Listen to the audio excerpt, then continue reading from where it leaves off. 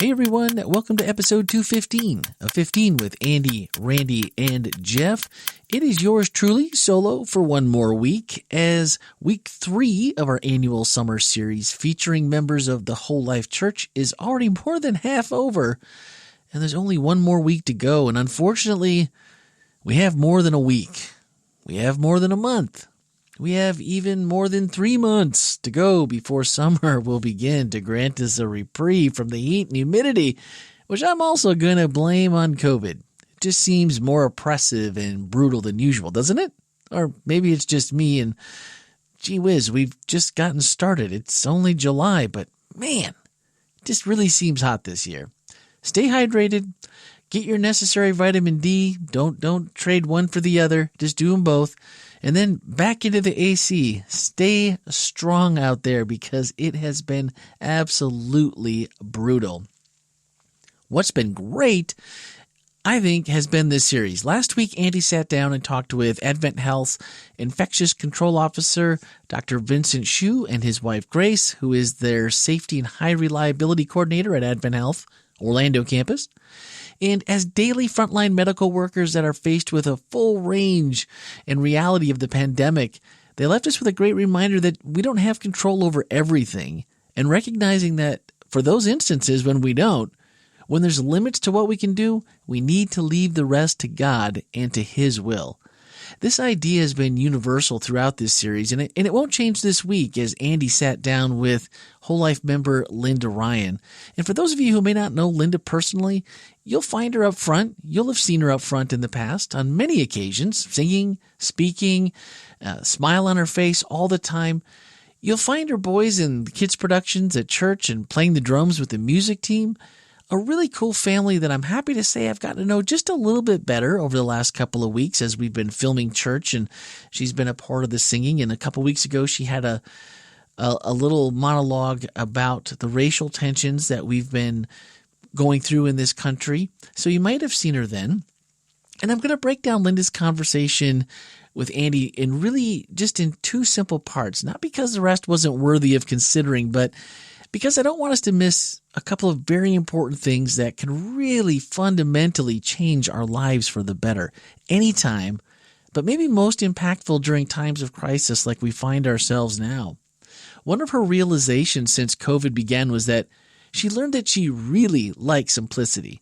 And she knew that maybe a little bit before the pandemic struck, but she said, some of the things, or maybe a lot of the things that I've spent my time doing in the past have not brought as much value to my daily life as I thought they did. So I sort of dropped them by the wayside. I mean, how often have we told ourselves this as we race through life at ridiculous, unsustainable speeds in pursuit of what? Man, if we could just simplify a little bit. You know, we evaluate, we declutter, and we want to lessen our burden. And that always feels great. But personally, I listened to what she had to say, and with the smile on her face that she said it. Even if you listen to the podcast, Speaking of Grace, our weekly message, you can hear the smile in her voice as she's talking about this, that this was really something that she found, and I believe was just really relieved and happy that she confirmed what she already probably knew pretty well, that she just wanted to simplify. Personally, I'm just thinking about it and going, I would love, and I'm trying to find ways to simplify my calendar and just free up more time for family, personal growth, without, of course, breaking the bank. I want to slow down more. Well, I want to slow down a lot more and a lot more often. And so this has been another kind of shot in the arm to go, you can do this. Don't give up. It seems impossible. And I know we all have those things that we really do. We just want to change about our life. And sometimes just simplifying might be the simplest answer we can come up with, and maybe the one with the most benefits if you stop and think about it. So that's something I've been thinking about ever since I heard her speak this past Sabbath, and it's really stuck with me, and just going to look for more ways to simplify. Linda and Andy also discussed the exhaustion that she's felt during these recent months with the racial tensions that our country's been going through. And of course, for much, much longer than simply a few months, this has been happening. And I'm not going to go too deep into that discussion because I feel like those are conversations that respectfully need to happen with the people whose advice we are seeking, that they be present and speak for themselves. And since we didn't have that coordination, I don't want to go too deep into it. But I love the way she talked about the importance of how we love God and how it directly relates to how we treat ourselves and others. Are we loving God like we've always been taught to do? Like, well, yeah, of course I love God, right? It's like an obedient place in our mind, and we've been taught it. It's been over and over in our minds from our parents, from maybe Sabbath school teachers or Sunday school teachers. Or are we growing and learning to love our relationship with Him and His love for us? Are we learning how to receive it? Because that's what is going to make our loving natural. I love how she worded this, and I'm paraphrasing here, but once that becomes a natural invitation to accept and to give love that way with God, it's going to be an outpouring of God through us that's going to affect others and how we treat them. And that's how real change happens, along with these conversations that we're having that are involving, people. We're not really agreeing on a lot when it comes to COVID. There's so much misinformation and so many facts that we're pretty sure of, and the different angles you can take. And, and then you add the racial injustices and George Floyd and all these things that have happened. And it seems like everything has just kind of come to a head. And it's really, she broke it down to the point that if we can really square up our relationship with God within ourselves and how we're going to accept His love, that may be just the secret to the transparency and the honesty that these conversations require. And if we're going to have these conversations, which are difficult at times, most often, and they, sometimes they're hard to even just get started, if we're doing it in this way, and with this love of God and with this realization, think of how much more impactful those conversations are going to be now into the future and the momentum that we can take with it. I really thought that was a key piece, and not something I've heard before specifically in that way as it pertains to this racial inequality and the things that we're struggling with right now. So definitely don't miss that, because again, what I just talked about was a paraphrase. It's the way I took it from what she said, but it was really, really good. And I think it's something to consider. And the way she described it really came across as this is something that's really important that we need to get right if we're going to really have some lasting momentum from these conversations. And as we talked to Craig back in episode 209, as we talked about these conversations on race and how difficult they are, but how we don't want them to stop, because we want to keep that dialogue open. We want to continue to understand each other, and we want to continue to move forward until everyone feels like they're a part, like they belong, like their life matters just as much as everybody else's does.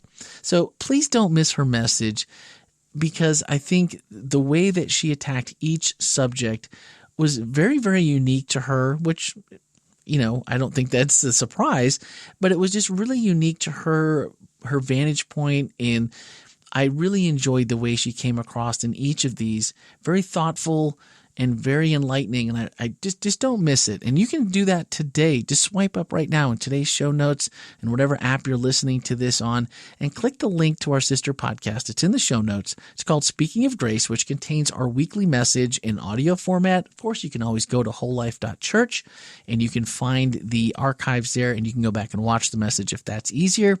But Linda's advice and perspective was just very enlightening, and I don't think you should miss it, because it really, even though we've been talking about this, it just gave me another perspective that I know I haven't had yet. And that was very, very enjoyable and very reassuring to me, that anytime you can just add to your understanding, it just makes everything else easier moving forward. All right, finally, her parting bit of advice for us was very simple, but yet very profound. And Andy asked her what God would want to say to us that we should hold on to from having gone through this whole crazy crisis, everything that's happened. And her answer was so simple. She said one word: surrender. Why does it seem that so often the most profound and meaningful things that we can really put into action are just the most simple? Surrender. Surrender. So just as a kind of a recap, we've seen a family confronted with their entire household infected with COVID, and they met the challenge head on and decided that fear was not going to be a part of their story. We've been exposed to the frontline medical team last week, husband and wife, in the thick of the pandemic. Every reason to have fear. They know more than they should. They know more than probably anybody else. But they realize that we don't have control. But the good news is that God does. And then in today's, we're keeping with those ideas. Linda, she's guiding her family with simplicity and a surrender to God through it all. 3 different families, 3 different sets of circumstances, but all with the same realization that by surrendering and giving up control to God, we can truly live happier and more meaningful lives in service to others that need to hear those same simple truths. Nothing earth-shattering, right? I mean, surrender, giving up control, realizing that we don't have control. And with that, there is no fear. It doesn't have to be part of our story. And that really allows us to live, I think, happier, more meaningful lives. And we can do it in service to others because we're not worried about the other things that can just take control of us and leave us in a spot where we just have no action. We're stuck. And the fact that so many people need to hear those truths, but they also need to see them in action. Talk is cheap. We all know that. But when people see it in action and go, what about this person is different? How come you're not worried about this? And not that we don't just live recklessly. We don't just do things that are crazy, but we live like they talked about last week. The shoes talked about, they do certain activities. They're getting back to a little bit of normalcy, but they're doing it in a protected way. They're doing it in a careful way. They're doing it with a common sense approach. And, people look at that and wonder, why aren't these people sounding alarms 24/7? They work in this field. And I think when people see that kind of calm and just a simple common sense approach to things, they have to wonder, where does that come from? Because it's just not in our everyday life where we see it. It's not promoted on the news. It's not people you run into. It's just it's very different. And wow, to be a peculiar people in this way, how awesome would that be as we try to, stay outside of our walls and encourage people to come to Jesus and invite them into a lifelong friendship with God. These are very simple things that we can all do. Not that they're easy to implement, but they're easy to work on anyway and get started. So this week, one of our whole life takeaways asked, how would your reaction to the COVID crisis be affected by the realization of God's constant presence? Goes right along with what we're talking about.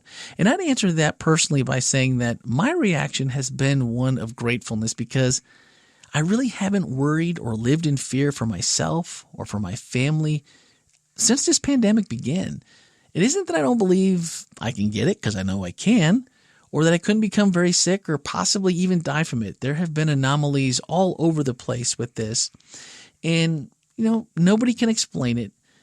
But from the beginning, I've had a peace about it, and I'm so thankful about that. Part of it has been the reading through the Bible in a year. Thank you, Richard Hickam, who invited me along with a bunch of other people to read along. And, I'll be honest, there's a lot of days I get behind, weeks when I get a couple of days behind, I'm not up. But everyone shares. Even if I don't catch it that day, I always go back and read the comments from people that are reading the same thing that I am, trying to grab the same or additional insights. And it's really helped a lot. I mean, my job brings me in contact with many people and places, and we all do our best to obviously distance. I think that's the most important. Wear masks as appropriate, particularly when we're indoors or in close quarters with people. Washing hands constantly. This is something we should all have been doing anyway, which I'm a pretty good hand washer. I do that all the time. And then boosting our immune system with healthy habits, the best of practices that we can. My wife, that's her department. She does a great job. And honestly, this series, although altogether different from our normal summer series, which I've told you time again that I love, I get to sit across the table at the church studio and get to know our guest speakers before we speak on the podcast, during, of course, and then afterwards. Sometimes it's a half an hour would be before we would leave as we got to know each other, and I feel like I've made new friends. So this year has been an unexpected, equal blessing to me with these stories because each of them has been full of, again, common sense, calm-inducing advice from people who have experienced firsthand the times we're living in a unique and challenging way that have tested their faith and their resolve only to come out better for the difficult times. And isn't that what we all want, is to know that we can face whatever comes our way. And if we do it with God, we give that surrender, we let Him lead, that we're always going to come out looking better, feeling better, and shining better for others to see. And then, it just makes people want to be a part of that. And that's just spreading the good news. So I absolutely love it. I hope this series has brought you that same hope. I know it's everything's been chaos, and it seems to be our new norm, at least until, well, I don't know. Who knows when? But at some point, we'll be past it. And it'll all seem probably like a bad dream, and we'll all remember 2020 and hopefully not 2021. I'm knocking on some wood here in the studio. But hopefully, as we get through the other side, we'll see this as an immense time of growth, introspection, and I think these stories are going to be something we can look back on and say, man, those really were impactful while we were going through this, and it's really changed the trajectory of where I was. It's, sharpened a little bit here, it's moved a little bit there, and I'm better for it. So how about you? Have you been able to simply surrender to God and let Him take over? Absolutely would love to hear how you've been able to find that surrender in yourself and maybe extend that confidence in your God to your family, your coworkers, neighbors, anyone who has needed to find that respite and just find a break from just all the craziness. Send a voicemail or text to 407-965-1607, or as always, you can send it in an email to podcast@wholelife.church. I would love to, nothing better than to share by reading your comments, or if you send me a voicemail, I'll be happy to play that on next week's episode. And I think the last time that Andy and I had spoken, that next week will be our last week of this series, and he will be sitting down with Hurdley Paolini, and that'll be the final installment of this. And I know you don't want to miss that. And she is, if I remember correctly, she is a mental health professional in some capacity, and I'm not sure, so don't quote me on what it is exactly she does. But I think we're going to try to get with her on the phone and try to do a recap of kind of everything we've talked about, and maybe kind of get an update as to where we might be headed as far as COVID and different things. So hopefully we'll all be back together next week for a normal-sized, normal group episode for next week. So again, hope you all are doing well, staying safe, washing your hands, distancing, doing all the things that we're supposed to do to hopefully bring this to at least as muted a close for as long as we can. So that's going to do it for this week. Always join us on Tuesday evenings for Speaking of Grace if you missed the message from the previous week.